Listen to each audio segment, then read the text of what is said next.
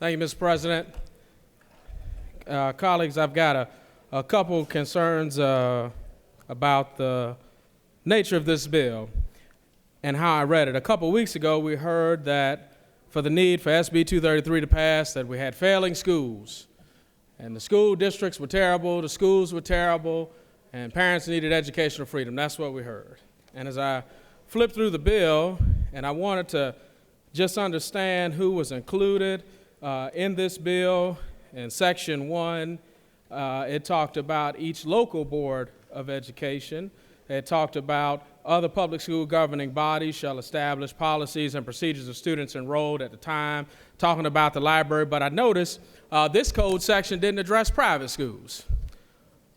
And then I thought, well, maybe you can't address private schools in this legislation. So here we have public schools, public school mandates for public schools. But I thought, well, certainly, maybe we can mandate private schools, because I was told that you can't do that. But then last week I said that, and then you said you can't do that. And then I decided to go and read this bill a little longer, and I brought my reading glasses, Mr. President, just in case my eyes fail me.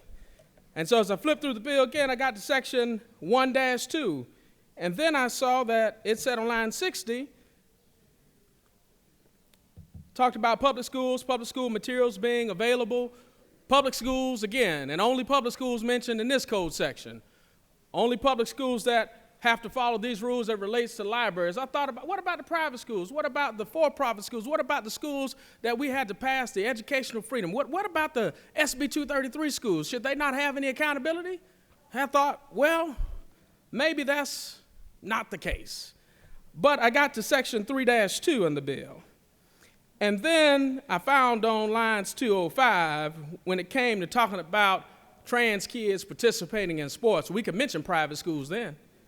It says on line 205, multiple occupancy restroom changing area means they're in a local school system, public school system, or participating private school building that is designed and designated to be used by one or more individuals at the same time in which one or more individuals may be in the various stages of undress in the presence of other individuals. And it had mention of those schools.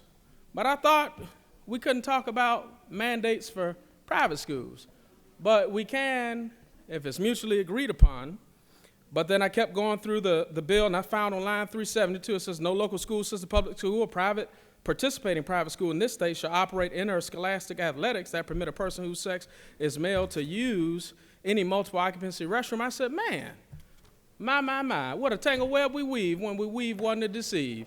So you got some rules in here about private schools when it comes down to transgender children participating, but when it comes down to the accountability of those same public school children that will leave and go to private schools, you don't have no mandates for what those librarians do. You don't have any mandates for what happens at those schools. You don't have any mandates about those parents getting notifications for all of the library books that those children take books out. So why not be consistent in what you're doing?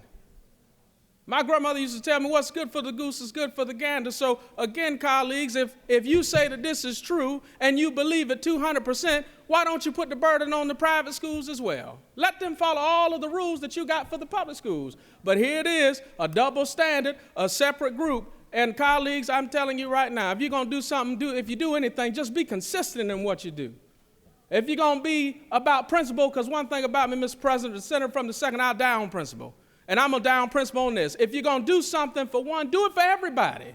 Be consistent in how you legislate. Don't pull folks out for certain things and not for everything, because you just told me last week schools were failing.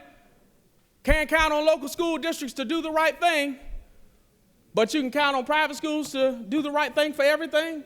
Oh, no. Well, we trust them on everything but this one thing. But we'll let them go on everything else. Be consistent and true to what you said on paper. Be true to what you said in 233. Make it follow, make it mirror. You knew that this was coming. This should be consistent with everything else we've done, but it's not, because when it says local school system, that means another mandate for another local school system. Doesn't mandate anything for a private school. Doesn't mandate anything for a for-profit school. They're on the way. You got to voucher with 6,500 because we need educational freedom. But freedom is only applied if you leave a public school and go to a private school. That's where freedom exists.